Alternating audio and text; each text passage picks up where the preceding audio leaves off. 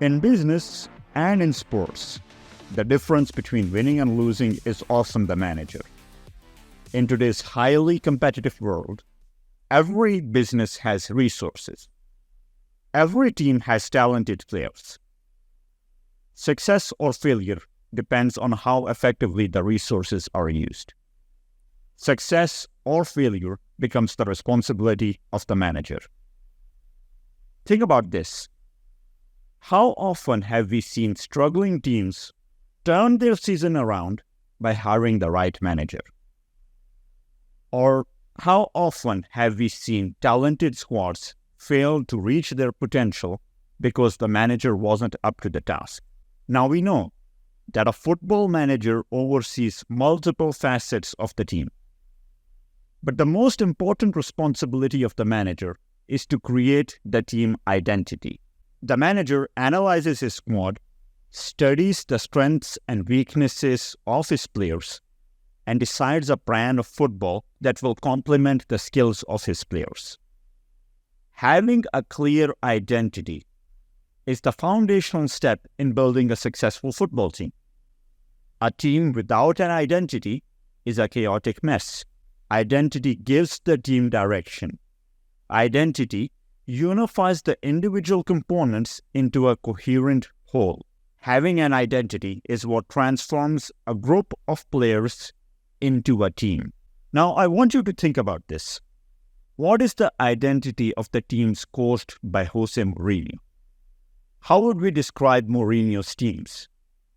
The European champions Porto, the Chelsea teams that dominated English football in 2 separate decades, the European champions Inter, the high-flying Real Madrid, the Europa League winners Manchester United, or the Conference League champions Roma. All of these Mourinho teams had very different personalities, but they had one thing in common. They all won silverware. Mourinho has won with young, inexperienced squads. Mourinho has won with veterans. Mourinho has won with superstars. Regardless of the makeup of the squad, Mourinho is a master at giving his team an identity that allows them to perform at their best and win football matches. And Mourinho isn't beholden to a particular brand of football either. When Mourinho has the better players, his team hunts its opponents and plays ruthless football. When Mourinho's team is at a skill disadvantage, they turn the football match into a fight. Mourinho has played the possession game, he has played world-class attacking football, and he has also parked the bus.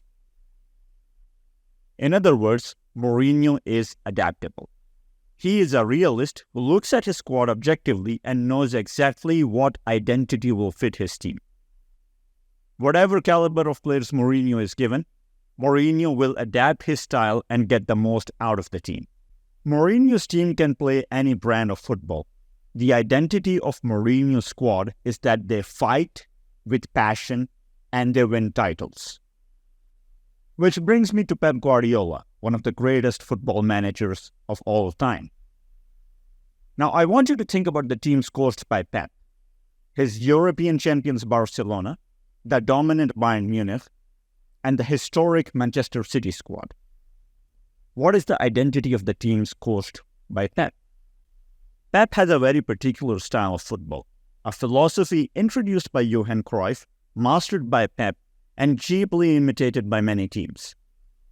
Pep's teams dominate possession. They make their opponents chase the ball and suffer. Even the goalkeeper and the centre-backs must be skilled on the ball to play around the opponent's high press.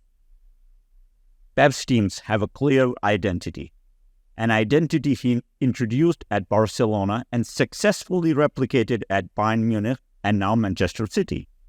But Guardiola's singular identity requires immense resources to be successful.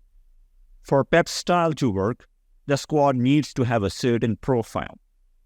You either need a batch of the greatest academy graduates in your club's history, including one of the greatest players of all time, or you need a squad containing Champions League and World Cup winners, or you need to spend an unprecedented amount of money signing players who possess the rare skill set needed to make your style work.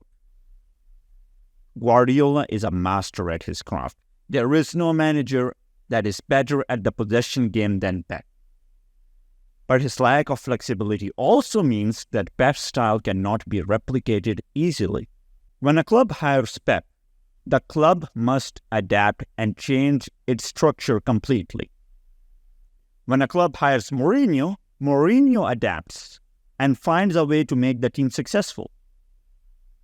Pep is historically great only if he has access to immense resources. Mourinho is a winner regardless of the resources his club possesses. When comparing Mourinho and Pep, I think a useful question to ask is, would Pep have won trophies with the teams Mourinho coached? Or on the flip side, would Mourinho have won trophies with the teams Pep coached?